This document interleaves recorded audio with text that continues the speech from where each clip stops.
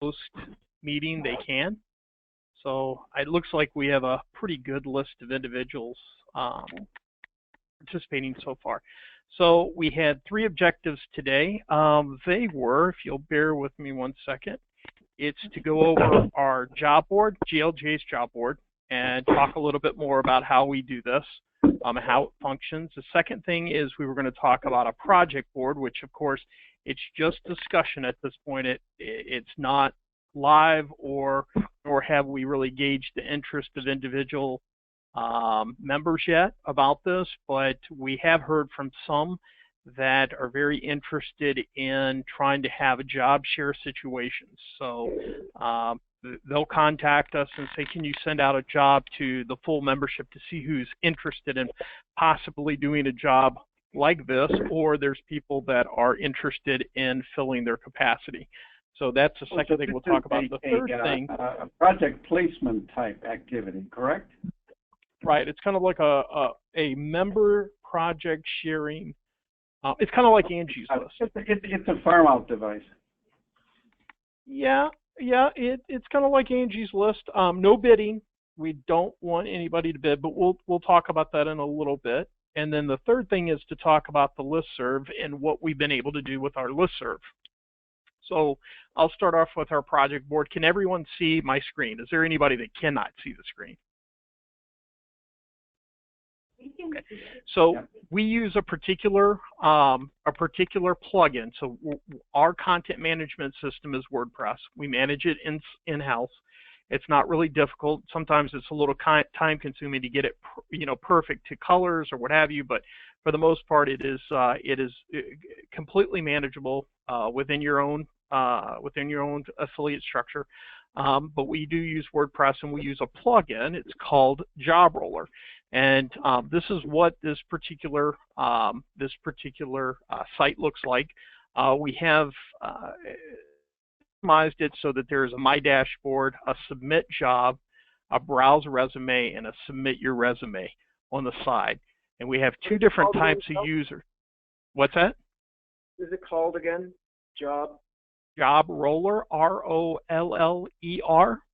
So I'm going to go over to our particular our job board site. So we have subdomains at GLGA. We have glga.info, and then based on the particular area that you're interested in, whether it be members only, which is members.glga.info, or job board, where you can list jobs, is jobboard.glga.info.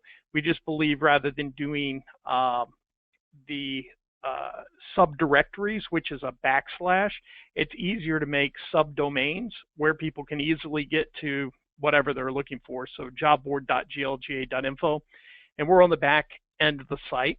And this particular plugin is very customizable.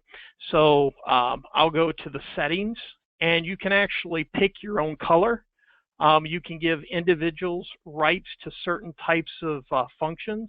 So in the case of our members, we have a subscription. You could potentially also sell that subscription to non-members. Let's say you wanted to sell a subscription to a non-member for $29 a month, and they can post as many jobs as they want. You can do that, or you could do it by job. It could be like $10 or $20 or $30.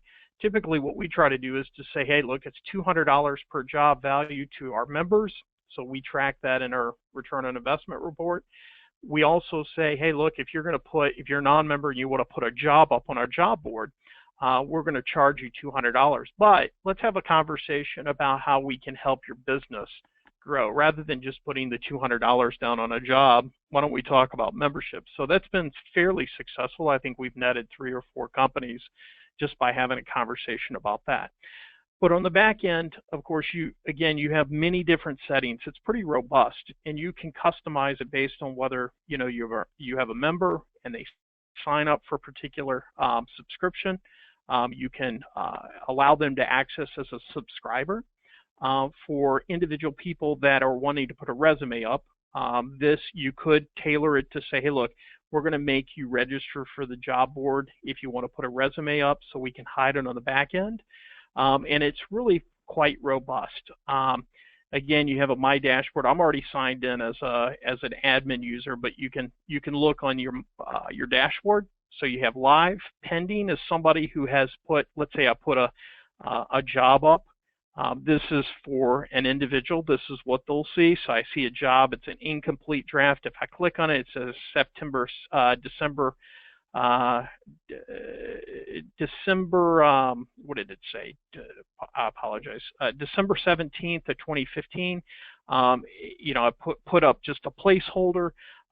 You can put for, the different types of job category, whether it's full-time, part-time, temporary, $20,000 to $30,000, and the job expires endless. So I'm going to click on edit. I'm just going to show you what your individual members would see. So it's very intuitive. It's GUI based.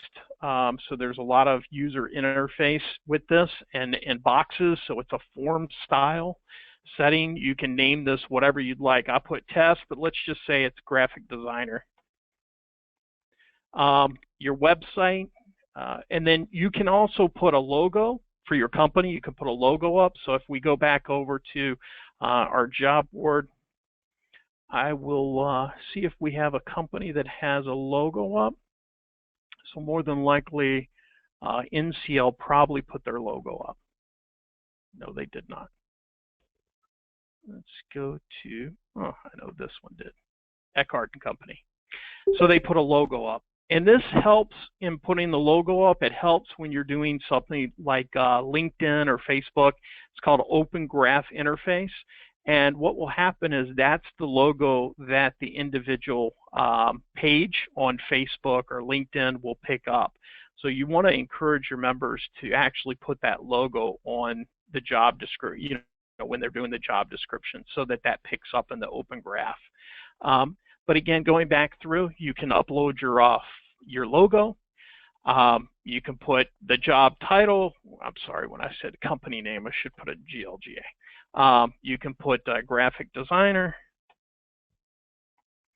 You can have a full-time, part-time, freelance, temporary, internship, different types of categories.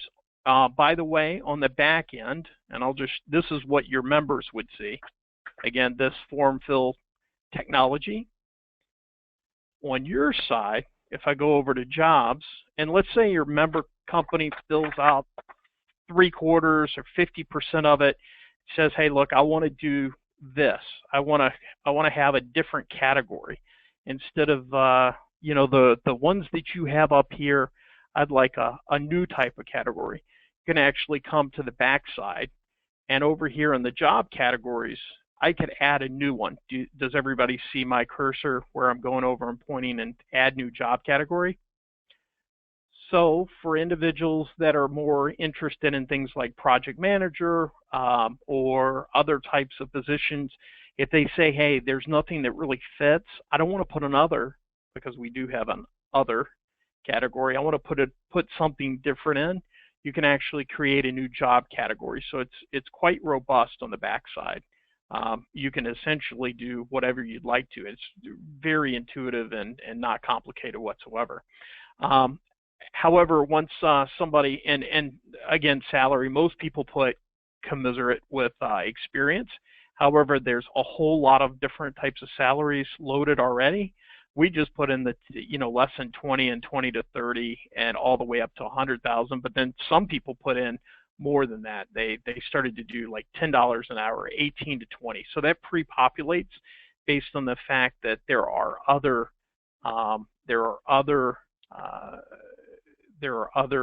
wages or salaries baked into the system. By the way, if again a member company contacts you and says, "Hey, really don't know what to do, I want to put a specific salary like 25,900 in," you could put add new salary, and then they will be able to add that salary in. So again, very not difficult at all. We also have, yes, go ahead. Sorry, I guess is there a raise a hand function here? I don't know if there is. Oh, no, go ahead. Go ahead. When you purchased the plugin Job Roller, did it come pre-populated with any of this stuff, or did you have to go through the whole process and put it in yourself? you're going to have to do it yourself, or it depends on how much functionality you want to give to your member. We give a lot of functionality, but do not give administrator rights to our members. So a lot of times what they'll do is they're pretty intuitive. Most of the people putting the jobs up on our job board have done it once, twice, or 3 times, and it's just something where they may have a small question, but we give them a lot of rights. In fact, we give them rights all the way up until publishing it. So, and we check once a day to make sure there's none sitting in the inbox to make sure we approve. But they can go back and customize it 3, 4, 5 times. Again, if I clicked on this edit button, save button down at the bottom, it would save it. I would say to get it up to speed, it probably is going to take you maybe an hour.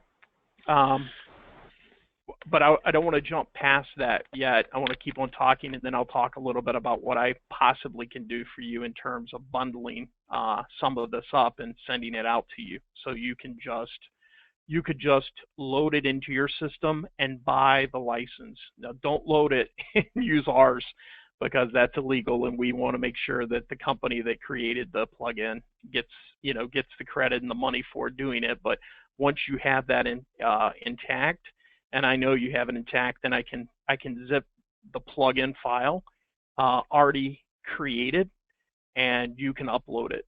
So all you need is about an hour or 2 worth of finagling. So again, this is what we see on the backside. This is what a member sees. Once you put in your description, how to apply. Most of our people apply, they say contact this particular email, or here is an area on our website that you can go. We don't really want people applying through our site. We'd rather have them have a direct conversation with the company.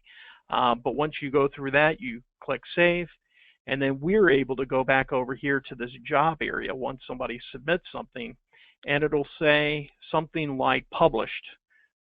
Click on this. We may have something that says something like, let me try to do this one. Test. I'll save. Let's see if I can find it. See if it went to the top.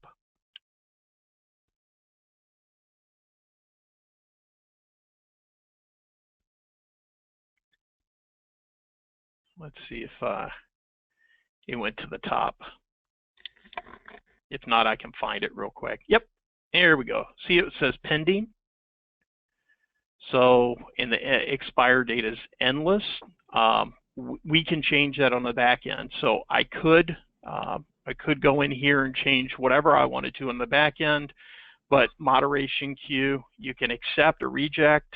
You can also change these functions down here in terms of job duration. We usually put it anywhere between 60 and 90 based on the relationship we have with that company. Usually it's 60 days.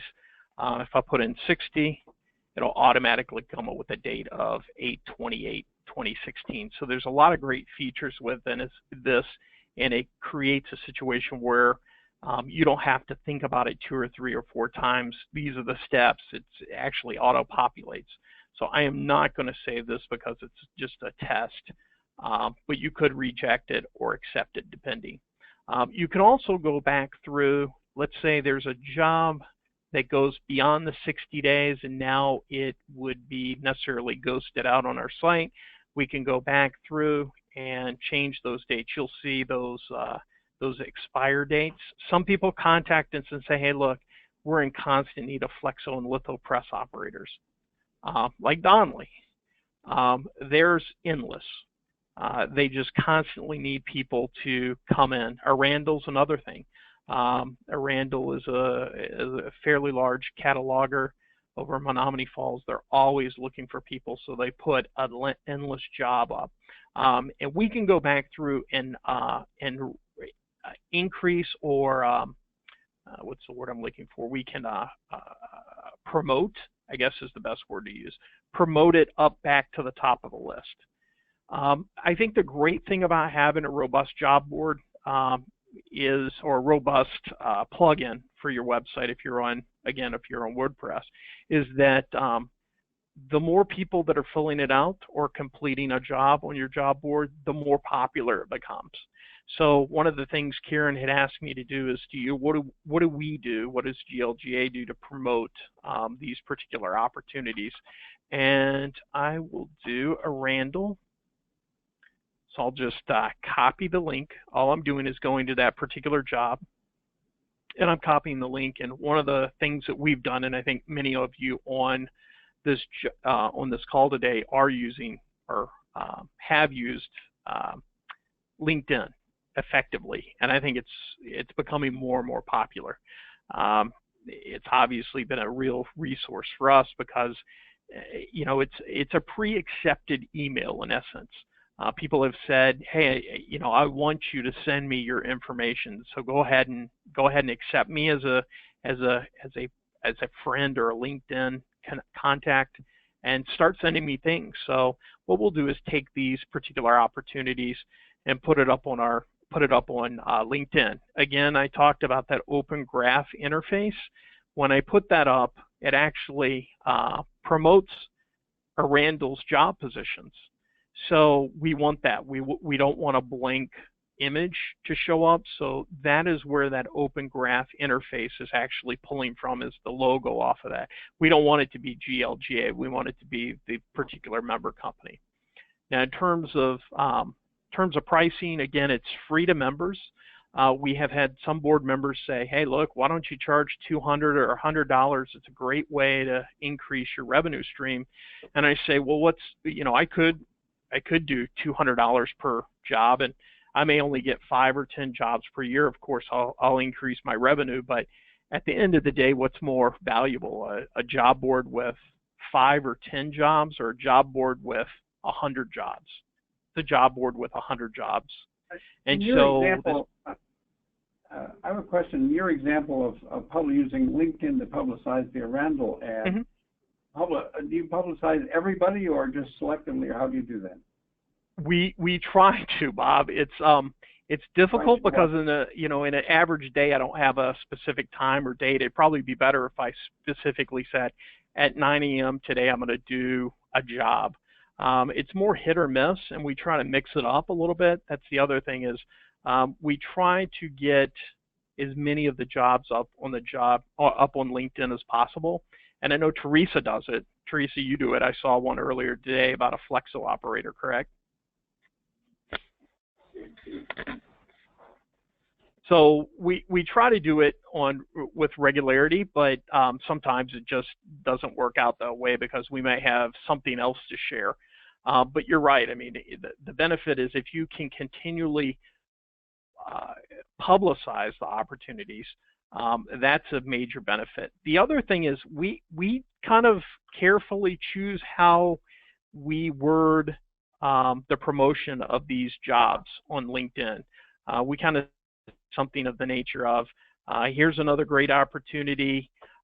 Please share with your friends and family to join an industry, or share this career opportunity with your friends and family to join an industry for a great, to join a great industry. It's just we don't want to necessarily, we want to protect ourselves such that your members, if they lose a highly valuable company based on what they perceive as the association sharing a job opportunity that they think that we had some involvement in that, we want to avoid that as much as possible. So we have a lot of people we see that say things like in search of a new job or in search of a new career opportunity. We reach out to them as well. I talked a little bit. Another question. Can I ask another Yes. question? Sure. You have an edit step in this process. When someone puts up an ad, you have an edit step before it's published. What are you looking for in this step? What are you trying to accomplish? Typically, if somebody is Sharon typically reviews this, and Sharon's a wordsmith here. She's a journalist major, and she looks to make sure that no one has incorrect spelling. I mean, it's probably a 2-3 minute cursory look. The last thing we want is we don't want our member companies to look bad. So if it's really bad, what she'll do is kind of enhance it a little bit and make sure it looks, appropriate. Because the last thing we want to do is to make member companies look bad. So that's really what we're looking for. Otherwise, it is, a free-for-all. As many jobs as you'd like to put up if you're a member, we'd love to have them up there. Joe, this is Teresa Campbell. I apologize. When you asked about the postings that we do on LinkedIn, you were on mute and I had another call coming in, but I'm back with this call, and I wanted to let you know that we also post on LinkedIn for our members, like the one that you saw that said Flexo operators needed in Olathe, Kansas. Right. We do it a little bit differently. We too have a job board, but we don't post from the job board directly to LinkedIn. We have more of a confidentiality relationship in there where we'd say, if you're interested in a Flexo job, contact us and we'll pass along the job listing. If they're interested, then we'll send them to the job board directly because they're looking for it, instead of putting out there that we have a particular member that is in need of a particular employee. Right. Yeah, I think how people handle it. We also have the review process on our job bank where it goes to pending. It doesn't automatically post. Those that are members are released as a free listing. Those that are non-members that post on our job board are charged $150 per month per listing. So we're looking to see if they're members or non-members. Right. Yeah, and there's an easy way to do that on our, when we have a user area, right? So each individual one of our subdomains has a user area, and they're pre-populated based on the fact that we have a network. So all our subdomains, don't want to get too complicated with this, but all our subdomains are tied together with a what they call a multi-site. And so whenever somebody registers, once they register for one site, they register for all sites. And what we've decided is our members are classified as subscribers. And so when we go down here to our, let's just go to dashboard. And that helps in that you don't have to if you decide at the very beginning that you want a member to be a subscriber, in other words, they get to do everything up into publishing articles on your website, then everybody that we've ever approved as a user has always followed the rules. We've never ever had anything other than people following the rules. We just never had any problem with our members. But you'll see over here that you can actually, for sites, you can edit them. So if you wanted to take somebody off, obviously you could, but it's not something we really necessarily fool around with, because again, we've decided that members are subscribers.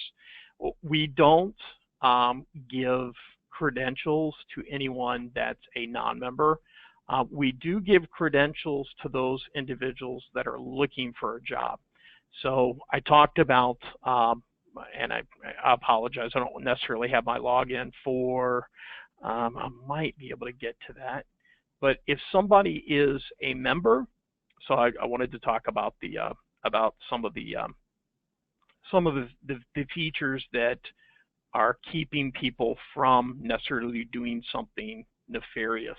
And what I mean nefarious is, you see this browse resumes on the right hand side. Let's say there's a member that is is part of a member company and they're posting jobs, but you know what, they've decided they want to go ahead and they want to submit a resume.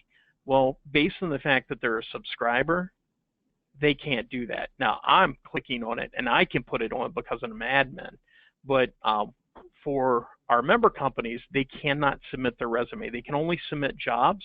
By the way, also on the other side, if you are someone that is wanting to post your resume, we approve you to do that. You can only post a resume. You cannot post a job. So this particular plugin it's been fantastic, and I'll say that it can actually be scaled in that we did the exact same thing for internships. So we decided we'd take the job board. Now, there is some things that you have to do to change the wording. There's a specific file to change that, each time you see something on this particular, internship board, instead of jobs, we've changed it to internships. Instead of browse resumes, we've said browse candidates. Now, we just launched this. We literally, within the last 5 or 6 days, it went live. We finally decided it's exactly where we want it to be. But again, we don't have any jobs up, but it can be scaled to have another area for internships. Now, you might say, hey, I just want to put internships on the job board. I don't want to have any extra work to do. You can certainly do that. We just decided to make it clean and more functional. We'd create a new subdomain called internships.glga.info. So I would highly recommend this particular plugin. Again, there's lots of different ones, but again, I talked about the opportunity. If you want me to package and zip that particular job roller file, so all you have to do is upload it to your website. And again, you don't have to use green. I mean, there are ways within job roller, and again, I'd have to go back and look. Appearance. You can customize it. I have customized it specifically for GLGA colors, which is mainly green. That's our colors. But to be able to change the colors, this is where you go. There's a blue, there's a green, there's an orange, there's a gray, there's a red, and you can do any. I mean, if you decided to do default and just change the colors based on your top navigation bar, these buttons on the side, it's highly customizable. The cool thing is, the other cool thing about this is down here it has an automatic, and this starts over each day. Let me see if I can go back down. Where did I go? Each day this starts back at like 12 noon. You can actually see how many views you had for popular jobs down here at the bottom, and it lists the new jobs. This is not anything that that you have to do. It just pre-populates it. It's a pretty neat feature. And then it also, you can change that over to do an RSS feed, and bear with me a second. Go over to classifieds, and I can at any point on any place on my not mine, but the association website, complete website, you can actually bring over those jobs from those other areas by using an RSS feed. And again, I'm trying to do a little bit of cleanup on this, so I apologize. Not everything's perfect, but you kind of get the idea about the job board. So if anybody's interested, I'd be more than happy to package it up and send it to you. The only thing I ask is you buy the license, the job roller license, if you decide to use this. And again, if you have any questions, feel free to give me a call. So any questions about job roller? So how much is the license? Hey, it's like $69 or. Okay. In fact, I'll go over to the this particular company. It's called apptheme.com. I think it's apptheme. Mm-hmm. No, that's not it. Okay. Bear with me a second, because I go back and forth. App Themes. Okay. And it's one of their, if you go to their marketplace, it's just called App Themes. Yep. And Job Roller is one of their themes. They have a lot of great themes. There it is, Job Roller. And theirs looks a little bit different, but again, on the back side, you can put your logo up, you can change the colors, you can do anything you want to with it. We've just decided to keep it somewhat simple rather than the more complex, busy nature of this particular on your website, Joe? Example. What's that? On your website, how does it look? How does the integrated job roller look on your website? let me go back to your homepage. You mean to our homepage? How is it integrated into your homepage? Well, a lot of times what we'll do is we'll have A separate WordPress. so this is our yeah. So again, we have different buttons from our homepage that you can go to land on our job board. But a lot of times when we actually put something out like a postcard or list your jobs here, we won't even ask you to go to our homepage. We'll ask you to go to the landing site jobboard.glga.info. So we're using the subdomain as the specific area we're trying to drive people towards. But do you use Joe? I'm looking at the the app themes, and there is a plugin for WordPress for $29 that will it'll display the jobs from JobRoller onto your WordPress site if that's the kind of site you have. We could do it. I mean, you could do it easily with a widget. I mean, you don't really even have to do that. I mean, they're trying to make it even simpler for you, but charging you $29. By the way, you can do that. You can do that on any, and I'll go over here. There are widgets within your WordPress site that will allow you to load it on the side. So we always have see these sideboards. We put one here for the GLGA wage and benefit survey. Right click, and you go to an ad. So you can put your jobs up anywhere you want to. Why pay $29 when you can do it with a widget on the sidebar? Oh, right. So you're just not embedding them in your site, right? No, we're typically wanting people to go to whatever subdomain they're looking for. So we have members only as well, and I'll go to that. My next conversation is I'll do listserv really quick. Is there any other questions about JobRoller? Posting jobs? Yes. Is yours the $199 or the $69? I think it's the $69. The $199 is for multiple websites. You're just going to want to develop it for your one. So I would just buy the $69 one, and then there's a couple steps. First, buy the license. The second is I'll send you a zip file if you want it. All you have to do is to upload it to your website. The third thing is I would recommend doing a subdomain, and I'm not sure how many of you guys have WordPress as your CMS. Most? No. Not SC. I do. Yep. Okay.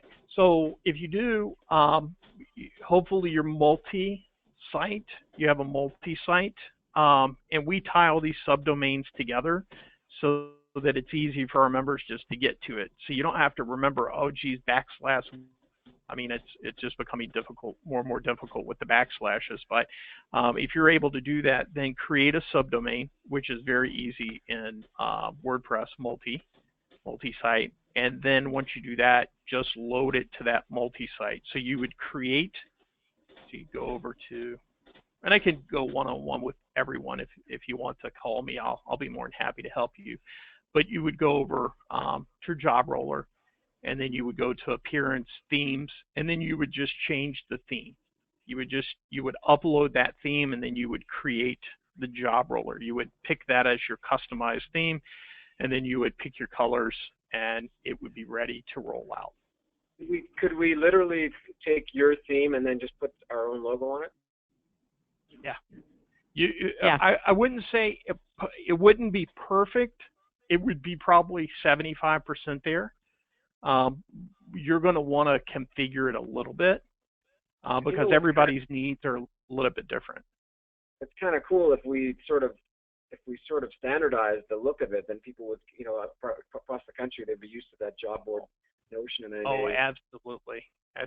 I agree. I think that it would be just easy. And again, you want to customize it because like Teresa charges, has individuals that have blind copy. So she doesn't necessarily want to populate it, but does charge people $150 as opposed to $200. Some people are going to charge subscriptions, some people aren't. Some are going to charge members, some aren't. But for the most part, I'd say it's 75% there. You can You can change your logo and change your colors, and essentially that's what you have to do. And you could put a store on the back side of it if you did want to charge, right? I mean. Oh, absolutely. So you see the payments. I didn't go too far into that because actually we've never taken payments on this. Mm-hmm. But you do have opportunities to do job plans. So if you still see my screen share, they have a trial, they have a starter. You can put one for members, you can put one for non-members, you can do whatever you want to. And you just have to have a shopping cart plugin like WooCommerce, PayPal. We actually use something more robust. We use a SIM, and we use Card Connect. We have to pay $50 a month, but we use Card Connect and a SIM application. It's a script that takes you over to authorize.net. And so everybody does it a little bit different. PayPal is probably the easiest. You pay more for it, but you get your money right away, and it's simple. So any other questions about the job board? How long does it in addition to LinkedIn, where else do you promote it, Joe? What's that? In addition to LinkedIn, are there any other places where you promote it to get more people on there, in other words, job seekers? Facebook. I'll go and look for people on LinkedIn that are in the print industry that don't have a position. So there's ways of being able to search on LinkedIn and send them the opportunity. I mean, there's lots and lots. Or we'll just say, hey, go to our job board and look at all the jobs. But there are lots of different ways to be able to find those that don't have jobs. And I'll tell you, it's becoming easier and easier for us to identify those that don't. I mean, they're out there publicizing that they don't have a position right now. So the more that you look at that opportunity and befriend them or link connect with them on LinkedIn, I think the better it is. I don't really care who's a member or connects with me on LinkedIn. I think I have 3,000 now, but who cares? I mean, I just ignore the spammers and try to give as much information out that's potentially free or of value as possible. This is a good one. If you can find somebody a job or you can place someone in a member company, boy, that's extremely powerful. Huge value. I agree, Joe. I too am connected as an industry representative with individuals that I haven't necessarily personally met, but they're working in the industry and they want to know industry updates and information and they want to connect. So I do connect with them. And of course, try to ignore the spammers and connect with those that are actually in our industry. You know, that's what they say. I agree. It is Teresa, right? Correct. Yeah. You know, everyone's looking for a job. They just haven't found the right one yet. You know, it just depends. Everybody is seriously still looking for jobs. Don't know what I want to be when I grow up, right? But if the price is right and the conditions are right, I think everybody, and LinkedIn's a perfect place for that because LinkedIn was created, although it looks a little bit different than when it was created, but that's why it was created. It was two recruiters that decided to give a voice to individuals, professionals that wanted to promote their skills and talents. That's what it was created for. So LinkedIn was created for the purpose of people job hunting. So this is Teresa again. Quick question. Do you tend to post on LinkedIn with those positions under an individual's name, or do you do it under your association header, or you do it under a group? No, I do it under my contacts, which is about 3,000. Range from everything from operators. I love to befriend operators, technicians, you name it, pre-press, press operators, bindery workers, but we do it as GLGA. So we'll copy that link in our job board and, you know, that specific job, and then we'll post it on LinkedIn. It drives me nuts when the image doesn't come up. And how many people are following? Yeah, how many people are following GLGA versus your connections? So you have over 3,000 connections, but how many are following GLGA? 3,000. I'm sorry, 1,000, or approximately 1,000. Okay, so similar to our situation in Mid-America, I too have over 5,000 connections in the industry, and so I tend to post on my page, and people are seeing that, and they respond to that. I posted the one this morning about Flexo operators, and I've had several people reach out to me, and we'll connect those people as a service that we provide to the industry. However, we have fewer followers on our association LinkedIn page. There's not as many people following it, and there tends to be an interest in connecting people to people versus following companies or pages that are not related to a person. So they think that that information is just general, it's just content that's being put up automated, but if a person posts it, it's more real. So I would encourage people to post under their individual's connection and connect via person to person instead of trying to work so hard to get them to follow your business page or your association page. I misunderstood, Teresa. Yes, I post them as Joe Lyman. I don't post them as GLGA's group page. It can go to my groups that I belong to, but that's one of the functions of LinkedIn. But mostly, I just post to my contacts as Joe Lyman. Right. And ask people to share I it. see yours and please share. Right, and I think they're more willing to share it when it comes from a person instead of from a company.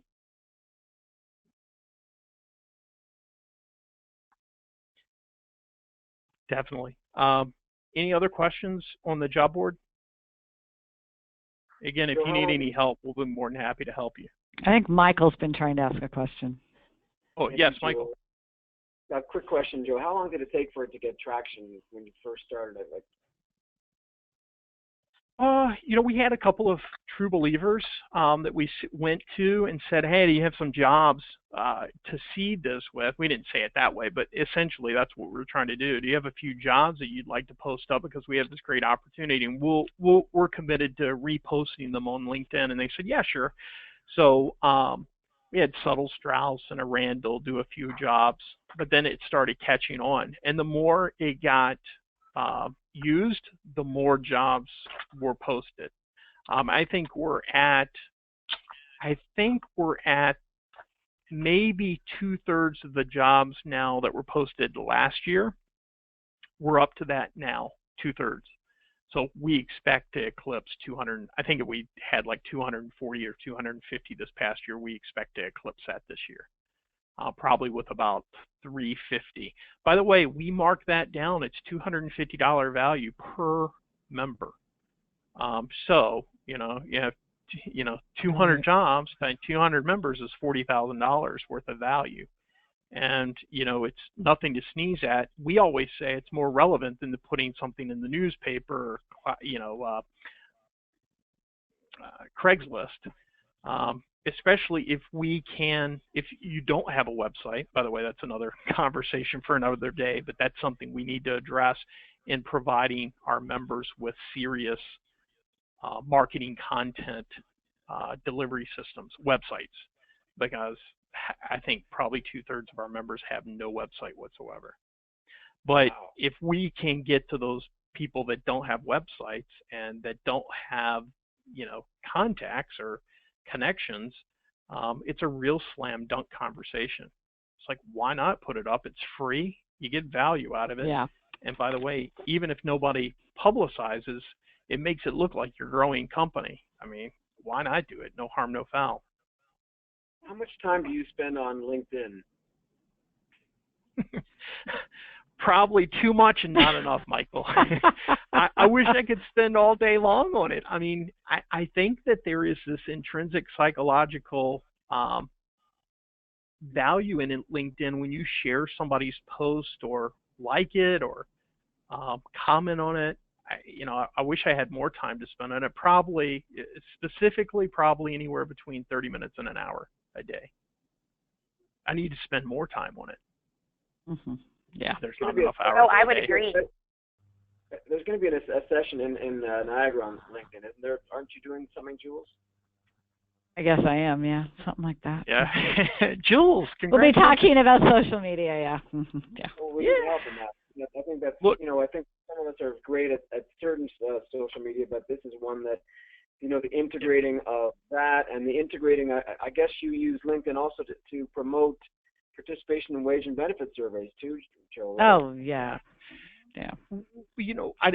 Again, Jules, I think you do wonderful. I see you on LinkedIn all the time too. I'm trying to share and like yes. and comment on your stuff as well. I wish I had more time to do it, but again, it's a psychological thing that you say, hey, you're one of my connections and you're sharing my stuff, or it's not insincere either. It's good stuff, and so I wanted to drive back. I want to step back one step and just say the value, it doesn't really matter what it is. The flavor of the month, Jules and I were talking about this, Instagram. At the meeting. Oh, right, which okay. we're stepping up big time on that. Yeah. So the flavor of the month might change, but the idea is, I'll just give you this, Michael. PIA sits on a mound. Metric tons worth of content, right? So if you think content marketing, and I've talked to Ty and Gary and other people within PIA to say, you sit on a mountain of information, start sharing it. It doesn't have to be more than 1 or 2 lines, but give some statistical data to get them interested. And I think that's, the value of the affiliate structures. We sit on this mound, this huge amount of information, to be able to death by 1,000 knife cuts. Don't give it all away. Just give out 1 or 2 different pieces of information. Infographics, eat them up. I've been putting stuff up on trying to get people to fill out ratios, and I think it's great. I know Elizabeth did that postcard several years ago for Political, the Prince Voice. I think it was 2012 or 2013, but boy, that stuff's it's gold. It makes us look like we're experts. It makes it look like we have a competitive advantage. It drives people towards making assessed values of whether they want to do business with us. So they've already convinced themselves for some reason that they want to call us to become members. And so the more that we can do of this, the better position we'll have in the marketplace, because online is not going away. It's just proliferating. Hey, Joe, I would just like to add that while the job boards are terrific and it gives our members somewhere to list their job openings, it's getting people there to see them that gets those jobs filled. So it's really tied together with the social media, even though they're posting on the website and it's very industry specific versus Monster or any of the other global job listing sites. We have to drive people to that job board to see it. So it's bringing value. And listing jobs is going gangbusters. Our site has probably only been doing it for a year or so. We have fewer individuals that actually want to post their resumes, and that's really related to the fact that some of them are still employed with other companies and they don't want to publicize that they're potentially looking. But we have lots as it relates to companies that are listing jobs. We have to drive them there, and for some reason LinkedIn seems to be the place to do that. We also post it on Twitter, we also post it on Facebook, but it's LinkedIn that is generating the majority of the response. So I'm going to supplement that. Yeah, I'm going to supplement that with the fact that if we could, and when we meet in a couple of weeks, we can talk about this, but to have a best practice to use a hashtag, jobs in print. So that's what Semper uses to promote their stuff. And if everyone, when they posted something up on social media, use that hashtag. So when you go to LinkedIn, you can also post it to Twitter at the same time. You still have the character limitations. But if everyone were to do that, when people are searching, that really helps. And the more everyone would do that, the better that hashtag would would be, and it would show value. So I think there's some things that we could strategize on that would, and some other keywords that you can hashtag in those listings when you go to put them up, as opposed to just saying, here's an opening for this. If you can hashtag a couple of those keywords, we might get some more play. So yeah, something that we can talk about more. And if you talk to most very astute and very knowledgeable individuals in print, if you ask most in the industry what's the biggest concern, they'd probably, those that really don't know would say profitability, but you talk to the people who know, they're going to say talent acquisition. Absolutely. Within the next 10 years, it's going to be like drinking water from a hose, from a fire hose. I mean, our businesses are just changing. I shouldn't say ours, but the association businesses are changing so dramatically, and there's such a need for project managers and graphic design for being able to do it not just for print, but mobile devices, right? Mobile devices. Huge opportunity for us, but talent acquisition is going to be the biggest thing. And I think if we get our stuff together very early, and we're still early, if we get our stuff together early, we are going to definitely be better off for it. I think we're going to have a fantastic reputation. We're going to be seen as the expert in the industry, and we'll be hopefully much farther along than we are now in being able to hopefully, like Teresa said, place qualified workers into positions. Hey, Joe, real quick question. We can discuss this more when we meet in a couple of weeks, but this job roller, does it give you the opportunity to put a video in too? Or you can. You can do anything. So instead of a logo, you could actually put like a company, if they have a 30-second promo video, you could post that in there instead. You can almost do anything you want. I showed you the form fill area, but you can put text. If you do text, it's very easy to put a hyperlink in of a video. So you just put the picture in and then put the video as the hyperlink.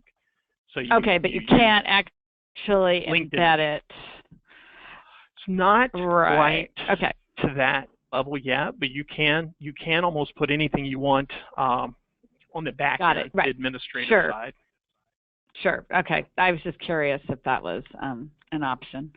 Because this is very similar to something that we used to have in WordPress, and it was before, we were trying to be ahead of the curve. Of course, no one was caring about hiring at that point, which they were foolish, but that's all right. But we got hacked a lot into our WordPress site, which is why we finally took it down, because it was just ending up being a whole bunch of junk. And it was hard to find the real stuff in there. I mean, it was just a lot of administration stuff. So I'm hoping that this is a better platform. We haven't we've had a lot of people knock on the door. We've never had anybody get in. Now, my Joomla site, I went over to WordPress because our Joomla site got hacked. And so that's the problem with open source, the challenge. Yeah. It is. If you stay on top of it and you do not, again, two things. One is do not download a plugin from an unreliable source because that is the backdoor in. And the second is just don't approve anybody. We've decided to make people subscribers. They can't get any other access besides being a subscriber. Do not allow people to be contributors or administrators. Holy cow, that's just asking for a whole lot of problems there. You'll see, do you still see my screen? Yep. You can put in anything you want on the backside for text. So you see this right here. They're making it to be a strong italicized, but I could put anything in I wanted to. I could put an iframe in. I could put in a picture with a link to a video, or I could embed the video as a playable source in that. So a lot of people are using videos. Yeah, that's cool. Oh yeah, you totally put videos, pictures, anything you want. Good. All right. Any other questions for job board? Again, I'd be more than happy to. Jules, will you confirm that hashtag jobs in print? Is that correct? Yep. Jobs in print. Just search it. Yes. Perfect. You'll see. Yep. Yep. So if everybody's game, I can go through the other two things, and they're very quick. I don't have to belabor the point on this. I think the jobs are definitely, talent acquisition is an important thing for most everyone in our industry.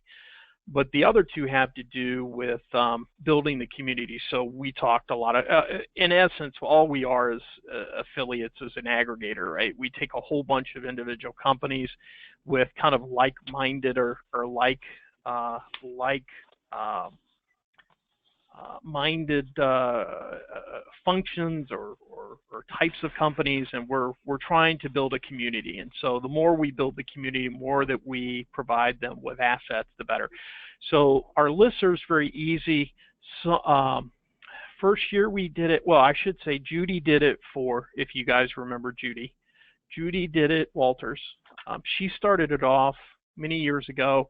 It was a send a question into Judy.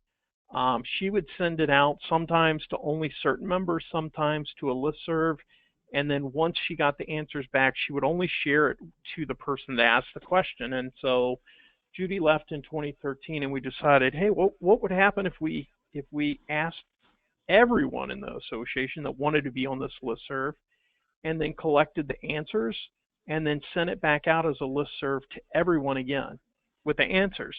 And so that's what we decided to do in 2014. I think we had maybe like 50 questions asked the first year. 2015 it grew. So last year we had like a little bit more than 200 questions asked. This year we already have eclipsed the 200 questions. And so here's a common question. Here's a common question. I know Tad has picked it up, and I think a couple other of you have decided to use the listserv.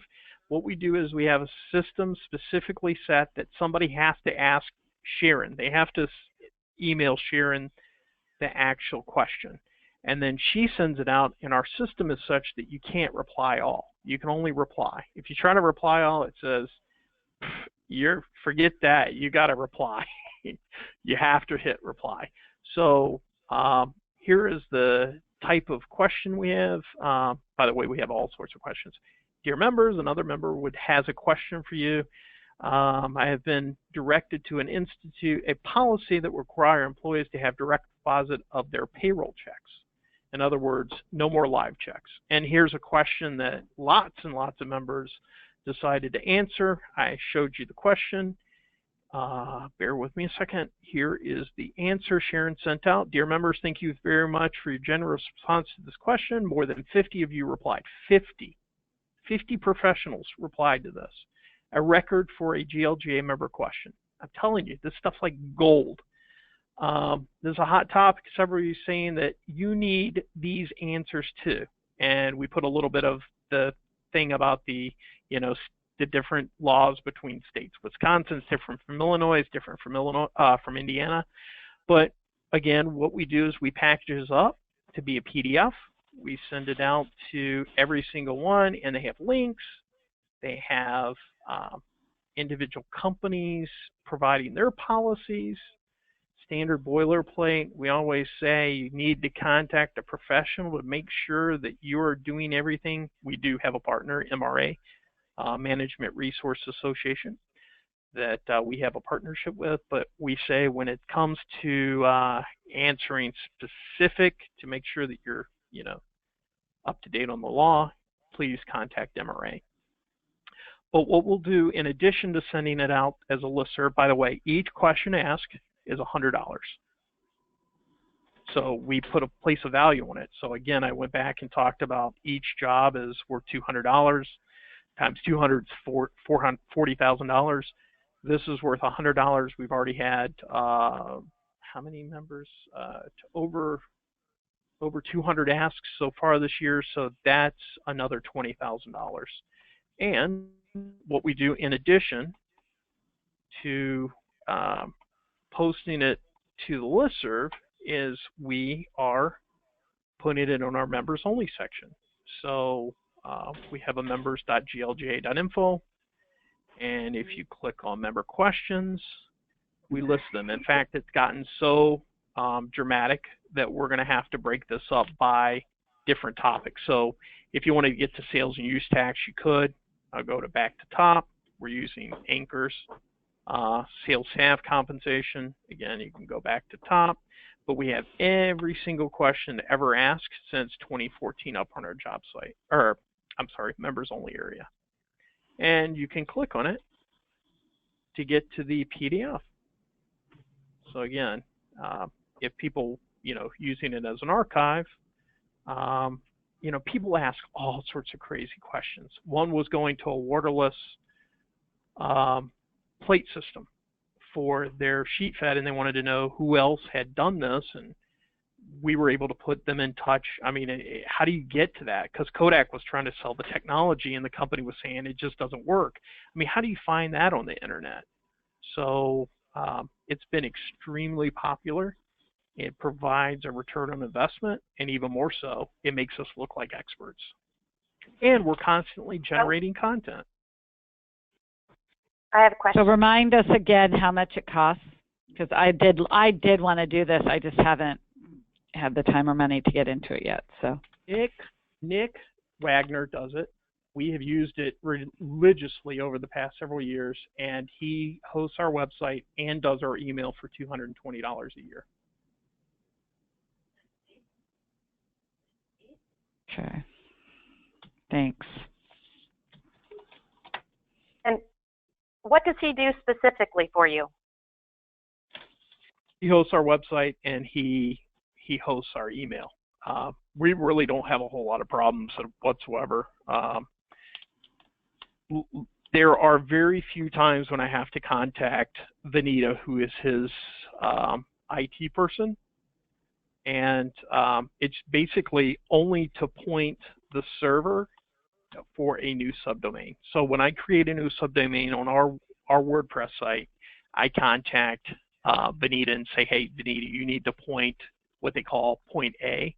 You need to point to this new subdomain so that when somebody types in jobboard.glga.info, that it actually shows up, that the server's recognizing that new subdomain. That's it. He's not sending the email or compiling the answers or sending it back out, correct? No. Sharon is. Right, but don't you have a software that you had to, or is this just a WordPress plugin? No, this is just, we send out the email. So you saw the email from Sharon. Right. Yeah. And by the way, do you have a job description for an electrician, right? That's how people are engaging with us. But it's just simply, oh, you're talking about the back end? No, you can set up. Yeah, I'm talking about the listserv, right? Yeah, I'm talking about the listserv stuff. Give me a second. Mail.printwire.org, and you just go on here. You put in your email address and password, and you get to the backside. And the in one of these, I have to say that I have not done this in a long time, but Sharon could show you exactly how. But in one of these, I think it's in settings, you actually create the listserv, and you populate the.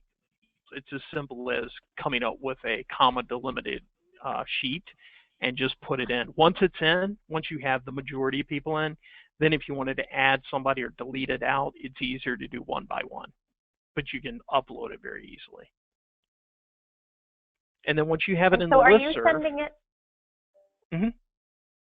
Through our Outlook. All contacts? And how often does a question go out? Is everybody on the list that is signed up? Almost once a day. Yeah, I'm on that list. Yeah, almost like once a day. It's almost like once a day now. So is it segregated by executives, HR, or it's everybody? Mm-hmm. Oh, yeah. Sharon, I just usually delete it, but hold on a minute. Date. Hold on. I think Sharon just sent one out just moments ago. But there was sometimes one. It has HR dot. Yes, so we have 3 states, so each one has a different, like HR.il, HR.wi, HR.in. By the way, all you have to do is put that in. You don't have to put any email, anything beyond that email address. And there's a special code that when you want to send it out to that particular, so there is a code in the subject line that allows us to send it out, but the system, the server recognizes that code and will allow us to send it out. You could not put in hr.il@glja.info and send it out. It would be rejected. You have to have the code in the subject line for it to be sent. But that's how easy it is. You just put the code in, and then away you go. By the way, okay, so do people complain and they want off the list that they're getting too many emails? Do you have people all the time wanting to add or get off, add on, get off? No. We have people that will literally talk to us and say, man, I'm getting so many emails from your listserv, and they say, I often say, I want off this list, but then one question will come in, or 2 or 5 questions will come in that are like gold to me. So I don't want to be taken off. I want to see every single one of these, and I'll just delete it from my own personal desktop. I don't think we've ever had anybody say, I want to be taken off the listserv. Hold on a second, let me ask.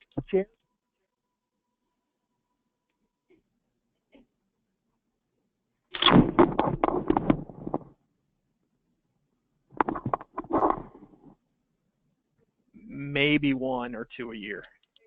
Maybe. Maybe. And so they're all grouped together, or they're segregated? Just the HR go to the HR reps? We have some people called key that want to receive everything. It doesn't really matter where they are in the company. It might be the executive or owner or what have you. And typically, we make sure they understand that they're going to receive every single one of these. And then there are others. It might be an HR question. Those keys will get it, but then we'll add other layers on. Like, for instance, HR questions or finance. We have one for finance. We have one for production managers. We have different lists based on their different area of, expertise. But a lot of times, if it is a key, they'll say to us, we want to be added and make sure that you get us every single question. Because they don't want something that might impact their business slide through. Joe, do you integrate them with the national listservs on all those disciplines, HR, finance, production? No. And I have conversations. One of the problems of the listserv at the national level, as I understand it, is that it's not anonymous. Ours is completely anonymous. Nobody can ask a stupid question. Nobody answers a stupid question. And I'll tell you the reason why. Yeah. That is absolutely 100% the difference. Mm-hmm. Yeah. People don't want to tie something.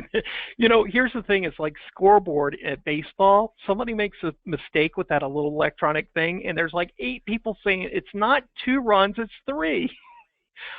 People just don't want to get screamed at, and there's good reason for it. So anonymous is the way to go. So the questions are all anonymous. Is that what you're saying?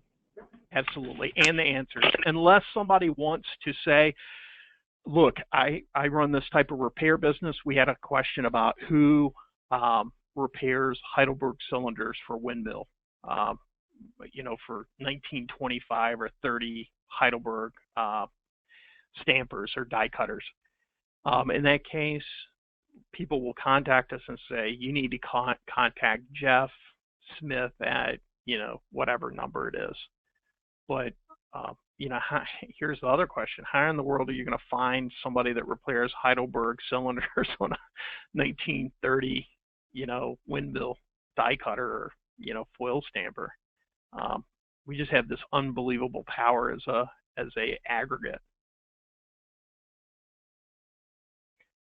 I would highly recommend you consider doing listservs. And by the way, Tad, are you still on the phone? Yes, I am. Tad started doing it. In fact, he started using some of our questions to seed his membership. So you can steal our questions and send it out, see what you receive. See if it's popular.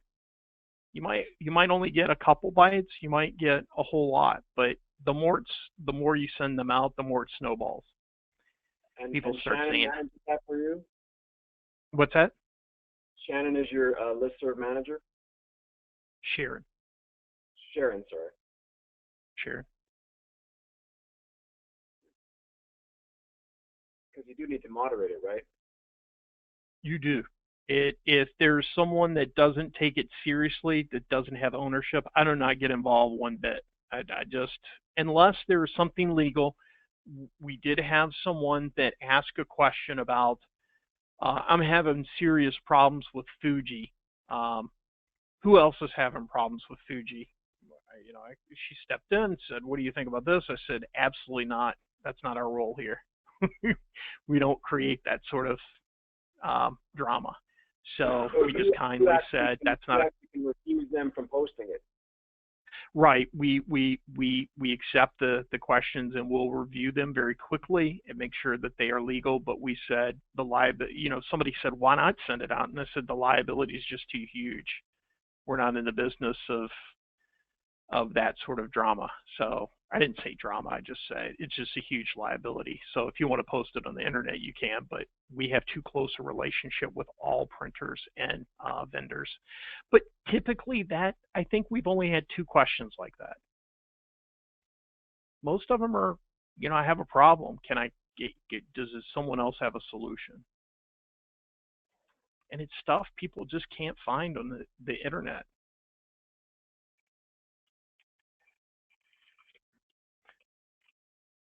I would highly recommend you doing a listserv. I think everybody owes it to their members to build that community, and it's a pretty tight one. Even though it's anonymous, it's pretty tight. People recognize that member ask a member, listserv.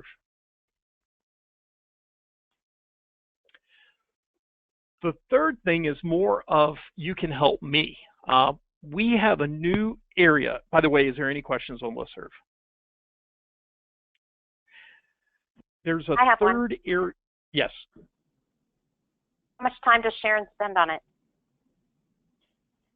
It is part of her accountability, but in terms of generating return, we think about things a little bit different at GLJ. We have a very robust return on investment, and when we look at where we spend our time, Sharon probably spends a good, hold on a second, maybe I should get Sharon in here.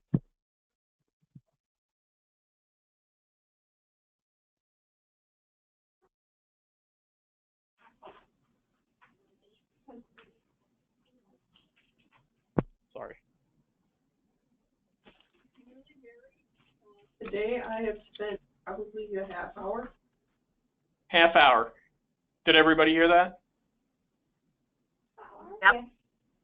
So in terms of value added, again, we have a robust return on investment. We look at how members benefit from being part of the association. It's not just about do we make money off of it. Of course, in some regards we do because it's membership.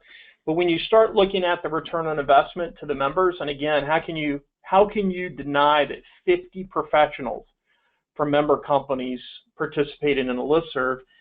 We say, whether it's generated this amount of money or you generated amount of this value, 30 minutes is nothing compared to what you can get in terms of return on investment for the association. Sure. So it's kind of one of those things we never, I'm sitting here, I've got an expo to promote and we're doing a website or subdomain for that. And, there's always something good to do. But if we could seriously get together and build that community, in other words, the content marketing, the job boards, making it all look consistent, but even more so, be able to share with one another those good nuggets and be able to share it again on like LinkedIn or Facebook or wherever we're posting. I just think that the internet's extremely powerful, and this is something not new. Jules have been preaching it for years, and Dan, I think what they've done in terms of trying to connect designers and people that are much more tech savvy on the mobile development area and what have you, that that was the precursor to where we are now, and it's just gonna continue to explode. There are 2 other conversations. One I'll table, it's NFC technology. I'll be back in touch with you guys on that. But one I wanted to ask you about a potential opportunity that we're thinking about. And I think if we do not do it, it's very powerful.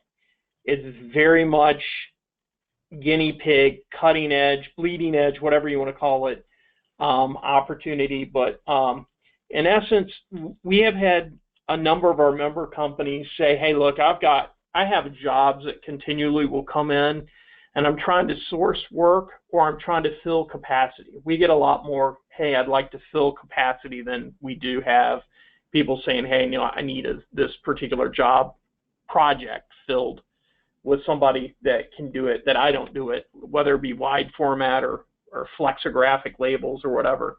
But we're really getting to a point now where you as a printer cannot turn down a job. And people contact them all the time and say, you're a printer, can you print these labels for me? Try to explain to them that you're not a flexographic printer, right? More than likely, you better find out the source. So we have an idea that may not be ready for prime time, but boy, would it be powerful. And the second thing is, if we don't do it, somebody else will do it. You know, I sent out that email a couple weeks ago about printing impressions and how they are now taking over a lot of the education and you know, showing themselves as a brand leader for education. But we have this idea to do a project board. In essence, what it is members can post projects up. By the way, that listserv that I showed you, we've had at least 8 to 10 jobs that have gone up on there. Hey, I have a job, it's these specs, I need somebody to bid on it by Friday or Monday. I need to, not bid, but I need to talk to somebody who potentially could do it. One of which was, hey, I need 10,000 vinyl banners printed for a large retailer. We kind of know who that retailer is, but they don't do the work. And he's like, I need somebody to do this for me. Do you know anybody that can print and fulfill this? And so when we started talking about the opportunity to those that have posted, they say, yeah, we'd love to have something like that where a member company can say, I have this type of project. I'd like to have people contact me. You know, the deadline is X, Y, Z. These are the capabilities. It's a flexo job. It's a screen job. It's a whatever job. But contact me. And so it's kind of like Angie's List, where you're not really buying the service. You just want to know who potentially could do the work. Now, we're a little apprehensive about it. I'm sorry, go ahead. Well, isn't that what Print Access is all about? Yeah, doesn't Print No. Print Access isn't anywhere near where this is. What I'm talking about is actually an activated project board. Think freelancers, but not bidding. Now, Print Access has its function. Don't get me wrong, but it's just it's a directory of members. This is where people can actually communicate. In its current form, it has a vastly improved search capability. Because that's what you're saying. I want to buy a particular something, whatever it is. Right. I have a job that needs to be done. Yeah. For, and it can find those, assuming that the member has indicated that it has that capability. Well, I don't want to argue about what Print Access is and isn't, but it isn't a push notification. It's not like an app, and it doesn't act like Intergaging. So it's one way, but it's certainly not two-way. And what I'm talking about is a project board where there's two-way communication and interactivity, where you might get push notifications. Hey, this job just came up, just like the listserv is constantly sent out to members. But what we need is a push notification where somebody said, hey, this kind of job just got posted on GLGA's project board. And, you know, if you do this type of work, go ahead and put your credentials up. And so Print Access may be able to be reformed into that or made into that at some point in the future, but it's not that now. But is this, Joe, this is Dan, and is this a bidding site per se? Because, you know, any number of bidding sites exist, you know, and that's a race to the bottom. We don't want to get involved with that. No, it's not a bidding site. It is people trying to fill capacity and people looking to put projects up. Well, every printer is trying to fill capacity. So, I mean, I think that's pretty... I mean, but it's the exchange, and I don't understand. I still don't understand print access can't serve that function, because if you're looking for a printer that can do something, print access is the largest repository for that information, isn't it? Can you post a job or project on print access? Oh, but you can describe it. Obviously, if you're going to post it, you have to describe it, don't you? And if you can describe it, then you can use the print access capability to find out someone who says they can do it. That's the point that it occurred to me. But not posting. It's not very time sensitive. It doesn't, here's the thing, again, maybe print access at some point in the future could be that. It's not that now. If I go on print access right now and I say, I want to have these banners that you described, I can type that descriptor in and it's right there. I mean, at least no, Bob. People have already you can argue it. It's just not that. It's just not what I'm talking about, which is it doesn't have a possibility to post a project where it's time sensitive, and even more so that it will have a push notification out to say this new project just went out there. Yeah, I think it really is. It is different. I can appreciate that, and we do get those queries on print access. Rich, our administrator, gets those questions on a regular basis, and we haven't had a real mechanism, as you say, as a posting, and that's something that we could certainly explore. I think that's an interesting idea, actually. Well, that's my point. Is that why would we recreate something when we already have an infrastructure, or try to create something new when we have an infrastructure that could be enhanced to make that functionality? Well, maybe Joe's got an example. Yeah, I do. It's not and that can be instructive. Yet, but I don't want to necessarily do it today. I just wanted to have a discussion of, not necessarily about how it is with print access and not, more so a discussion about how members will react to it. That's actually what I'm interested in, because the technology, that's not important. It can be done. That's easy. It's more of, boy, if you do this, will people's, hair on the back of their neck stand up? Joe, and have exactly that conversation of race to the bottom. You may remember, Joe, at the board meeting, your John LeClue. You bet. That's who wanted the 10,000 banners done. And that's there that from the printers in the audience, and of course there was only 5 people in Arizona, but we were there, Michael. Right. That was eating ceviche and caviar. The printers that were there thought that it was a great idea. I mean, I think that if it's done right, it's like I sent you that job, and I still haven't heard back from Sharon on the capabilities piece for those expandable folder. I think she is timed, so we wait 3 days. Yeah, we have to wait 3 days for one of your answers members. to come back. It's actually for one of your members. You bet. Another interesting parallel is just the government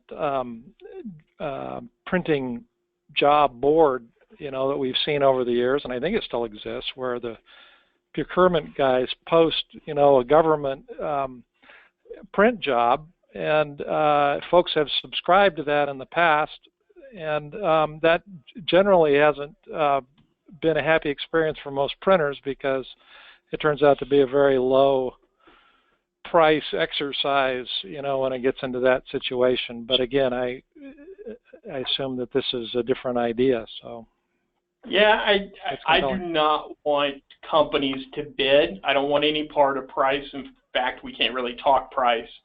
But I think, look at Angie's List. Angie's List is a great way. And in fact, this isn't a conversation that I had with just, members. It's actually something that came from Jeff Stout. It was Carrie. And she said, I was talking to her about this opportunity, and she said, we had a printer several years ago say that they wanted something like Angie's List. Boy, wouldn't it be nice to have kind of like an Angie's List, which I think print access is great, but it doesn't have that. It's one way. It's not interactive and saying, hey, look, somebody just posted a job. It's up to you as sales staff to go out and contact that company, see if it's a good fit. And then after you understand what the qualifications are, then you can start to talk about the money part of it. But Angie's List doesn't talk about money, right? People aren't bidding on projects. Oh, I'm getting confused here because when I think of Angie's List, I think of something that looks an awful lot like Print Access to me. I'm looking for a particular product or service, so I find it, and I presumably have some people that I can contact to inquire as to their capability, and eventually we might get into a discussion about price. And it seems to me that's exactly what Print Access is designed to do.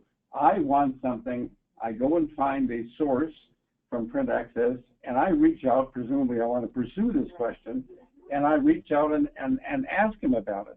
Right. Okay. So, Bob, let me ask you, does Print Access allow you to put a project up? No, like I'm somebody that wants to. I'm saying what is going through my mind, and I'm sorry, I'm just dense today or something, but I have this vision that says, okay, I have this need. Let's go back to these banners for a minute. I have this need, okay? In order to get the need fulfilled, I have to know what it is, and I have to be able to express it, okay? So I can list this project like you just described, but in order to do that, I have to take an action step by explaining what I'm talking about, okay? Or I can go to Print Access and look for this capability and see what is on offer on that list, and then contact the people. Somehow I have to make contact. That just seems to me, I'm sorry, it just seems like the same process to me. I'm not seeing a distinction. But Bob, through Angie's List or through Airbnb, VRBO, all kinds, you do that contact through the website as opposed to then leaving the website to have to contact the vendor directly. Oh, exactly. There's a second layer, and again, I don't want to confuse the issue. Print Access is one half of what we're talking about. There's a second half. I'm just trying to get educated. When you say that you can contact them through the website, most of the time, Print Access for a particular company listing has a link that runs off to the lister's website. Right. Well, how do you do that with multiple companies, right? You want multiple people to talk with. You have to do that 2, 3, 4 times? Yes, presumably. That's correct. Wouldn't it be nice to just post a project up and allow those individuals that have the capabilities to contact that company that needs the 10,000 banners produced? But then, of course, that implies, like Print Access. Dan, how many firms are on Print Access now about? Well, 5,000. Okay, so that to parallel that, then this project board would have to send a message to those 5,000 companies, correct? Help me a little bit on that. Well, you'd be matching a particular capability, so you wouldn't be broadcasting to everybody. I think there is something we can explore. You bet there is. I think Joe makes a good point that it's a little different. It makes it a little easier for the buyer to get somebody that has the capability they're looking for by posting that particular job, and maybe we can go out and look at Angie's List and a few other places. Now that Jules mentions Airbnb, it actually makes a lot of sense. Now I see what you're talking about, Jules. And I apologize. It's, often talk in circles, but hopefully I can get back to point A. Really, at the end of the day, it's just an aggregate service. It's like Facebook, right? Everybody that's your friend gets to see it. It's a push notification, and you can go back to see who posted that, how many jobs they posted. It's really just it's a simple concept of, you can make it into an app, and you could get those push notifications. And it's also really good motivation to keep your Print Access updated, because the big problem with Print Access is that people don't keep it updated. Right. And the incentive, if there's interaction that comes as a result of Print Access, really does raise the bar for people to think of it as a more viable tool for lead generation.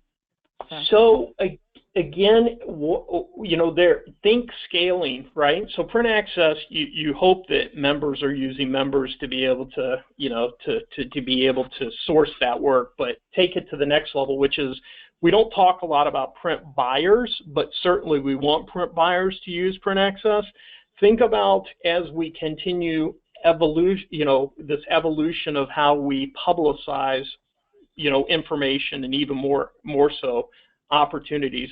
Boy, wouldn't it be great if print buyers started to use print access in that way? I thought they hopefully did. Well, and we've spent some effort in the past where we've actually captured emails from the buyers, the users of print access, and there really is a bona fide audience. We turn that feature off in lieu of trying to make sure we maximize traffic, but we have reports from 5 years ago, maybe at the latest, where we really do have a group out there. That's always been a missed opportunity in my view. Maybe this is a catalyst to revisit that question also, as far as actually capturing those emails, which could be useful in this context. I mean, if you're going to broadcast this capability of being able to post now a job requirement, we can get to an audience that exists with a little bit of effort. A little amount of effort, I should say. Well, I it's think a good discussion. It's cool because if you actually had where our members knew that if they were looking for a particular job and they could go to one place live and scroll through a list of potential jobs, you would educate your sales professionals to start to use this. You'd have, it would really be a pretty cool tool. So think rather than, everybody's going off the shelf, right? Rather than have to get them to go through 4 or 5 different capability and, go make them search for it, you started publicizing the fact that there are projects up there that people can actively pursue. Then all of a sudden the discussion, you're dropping that into potentially members' laps. And so the return on investment is high, but even more so, you could create an app that provides you with push notifications.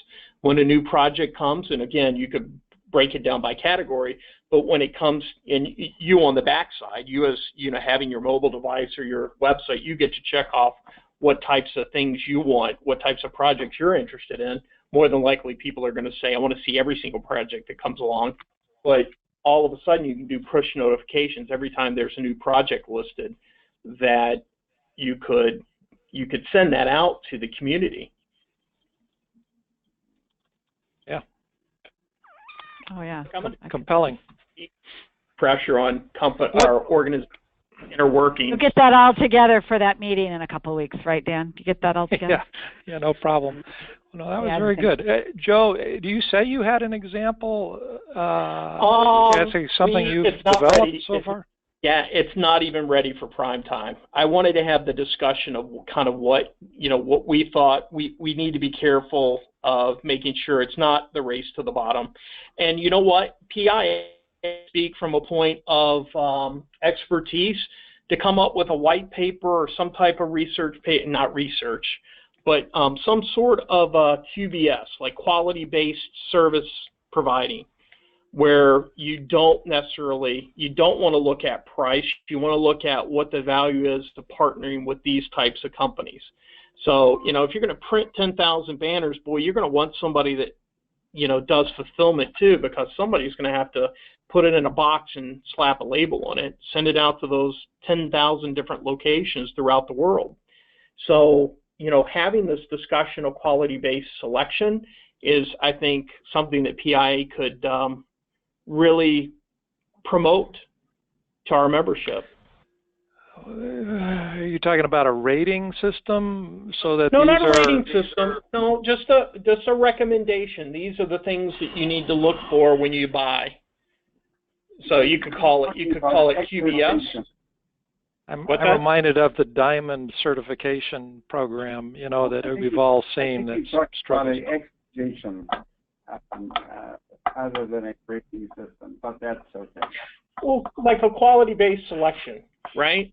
So you call it QBS, and you say, here's the things that you really want to look for. Educate, our members on here's the things you want to look for, or print buyers or whomever it is. And maybe we already have that. I just don't know of it.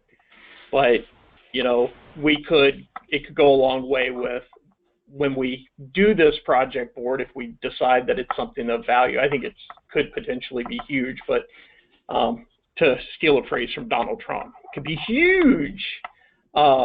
Huge, yes. We could silence. We could really provide some real return on investment. Yeah.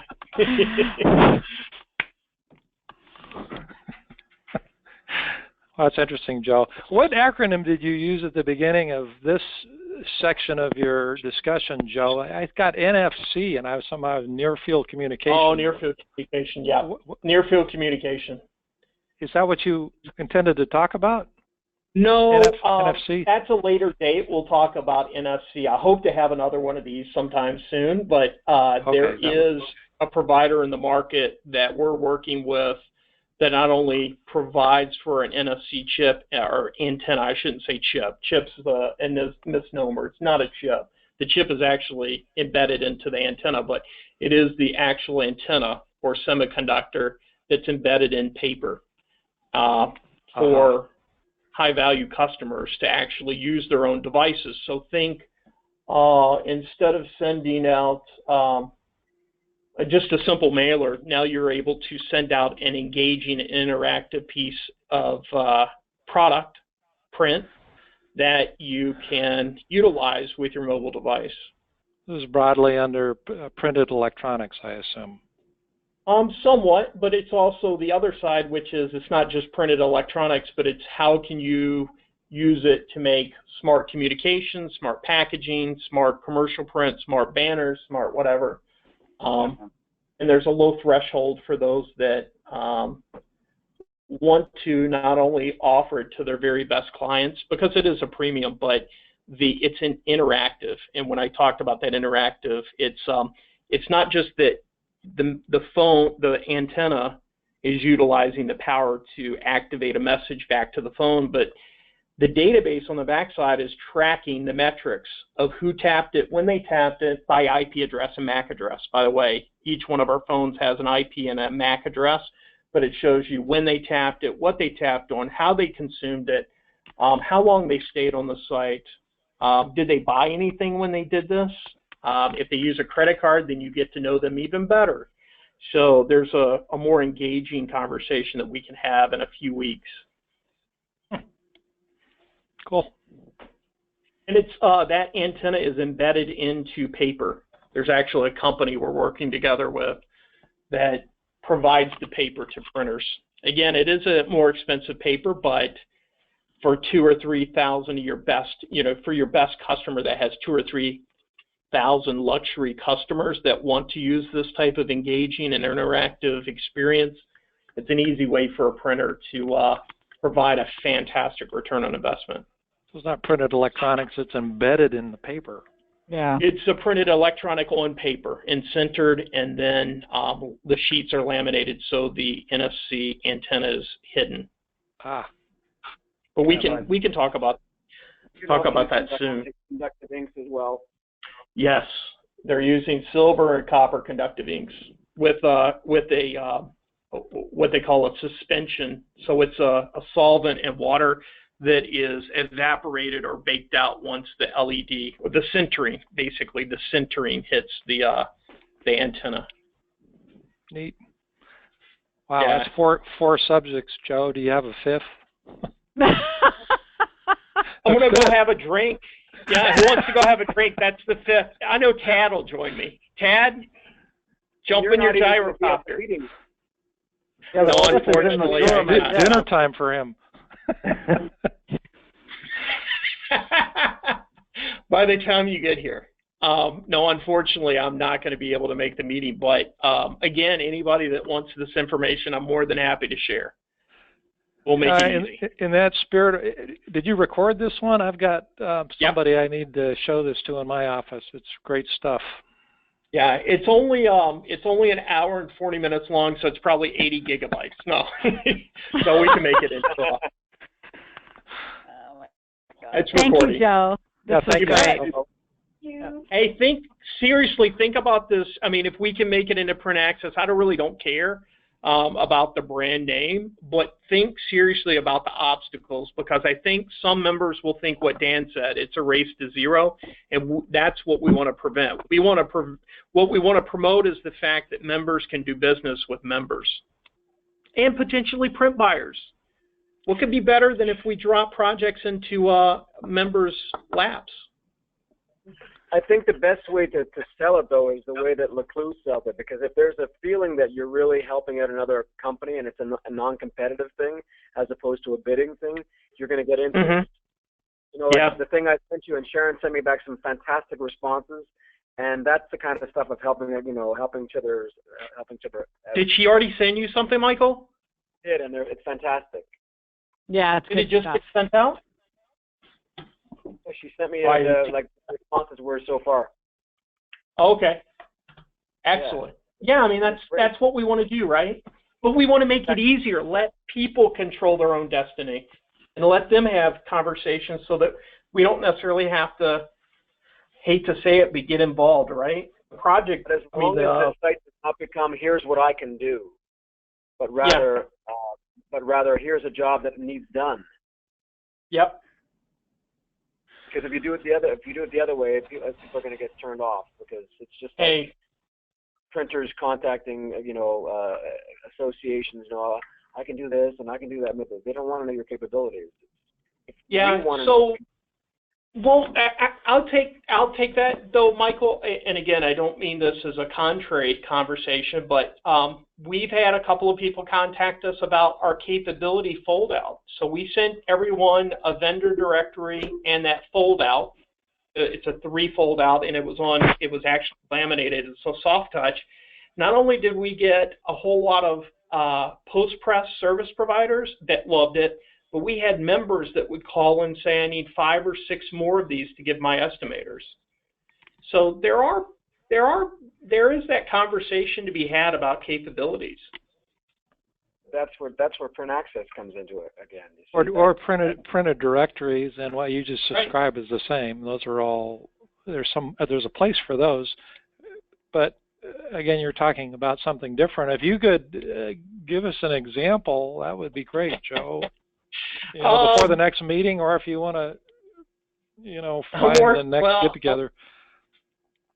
I will certainly try, and I think that if I don't do it, that it's up to me to push, to kind of push it forward to provide examples, because I don't want it to die.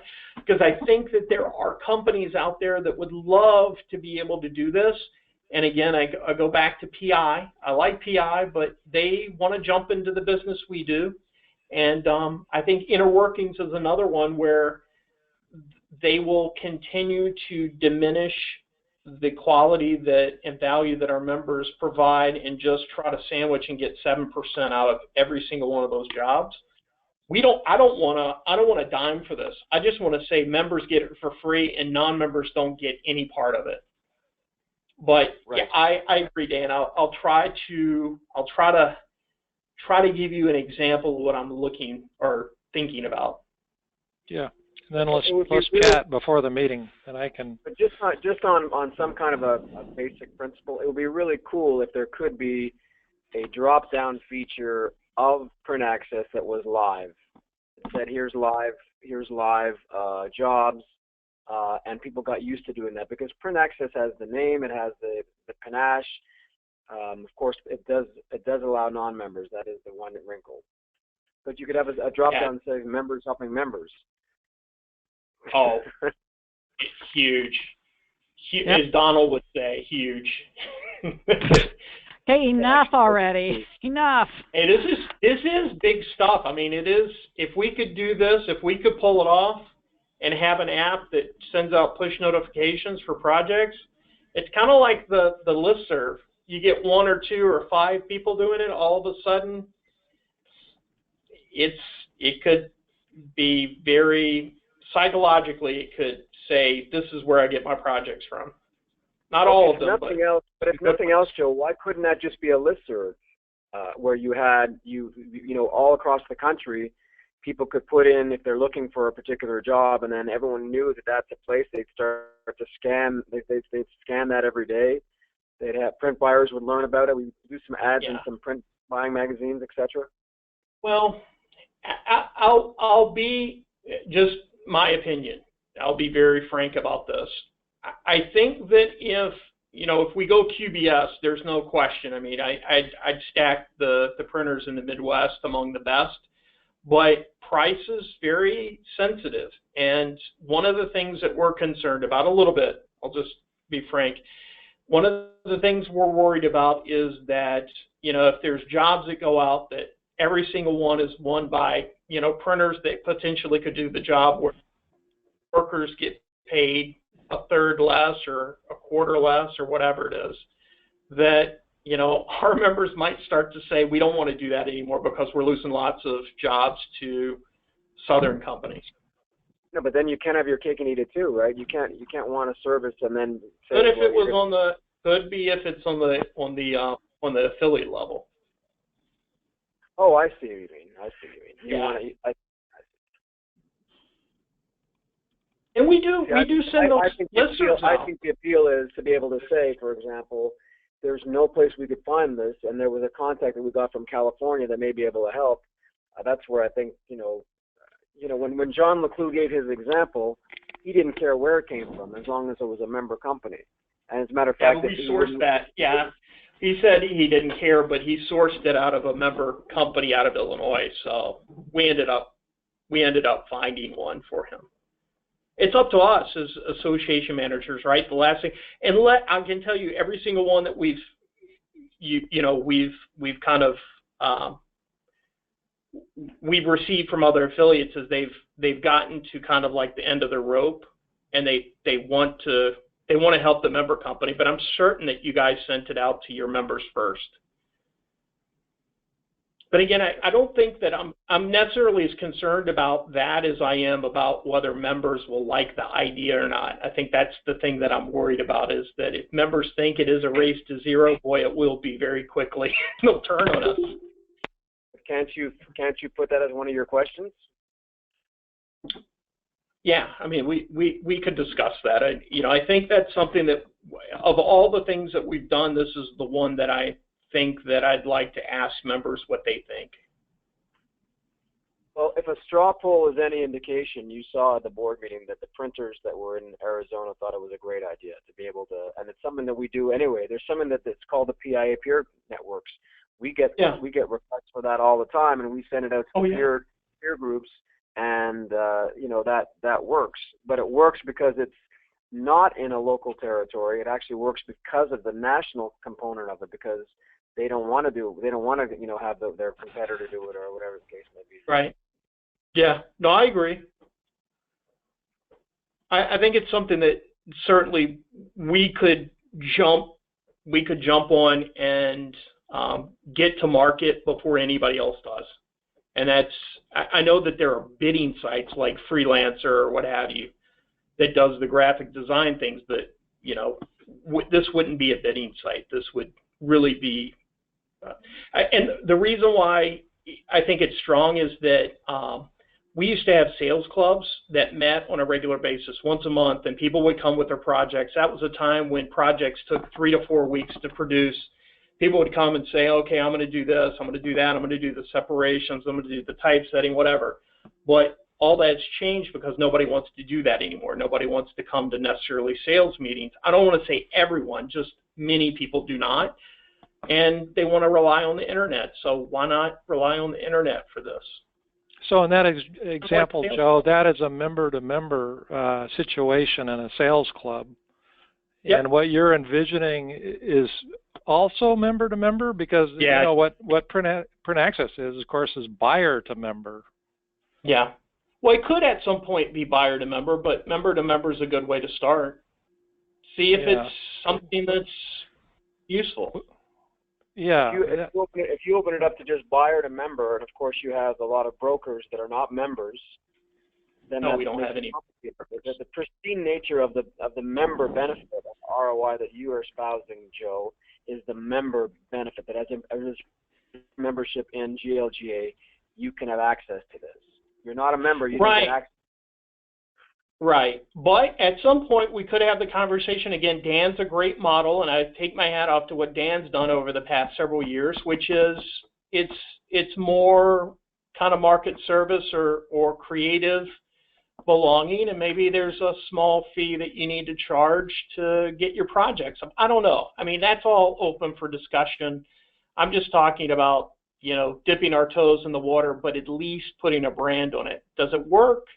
If it works, hey, great. We're so much better off for it because we are going to harness the power of the internet to be able to have push notification. In other words, live feed, right? It's a project, it's up there, people get to contact you, right? That's the same thing about job board. I mean, hey, when Milwaukee was doing fantastic, all you had to have was a heartbeat and you could walk into any manufacturing plant and actually, you know, get a job.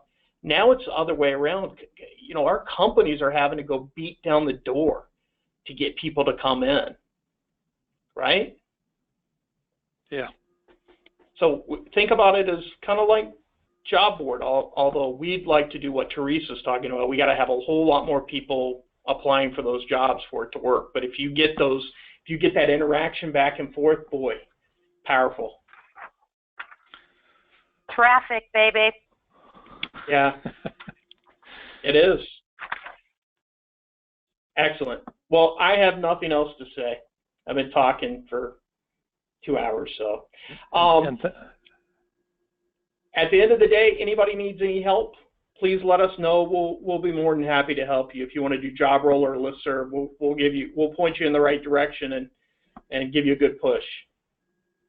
Great. Thank you, Joe. Excellent. Thank you, everyone. Joe. Awesome. Thanks, Take Joe. care.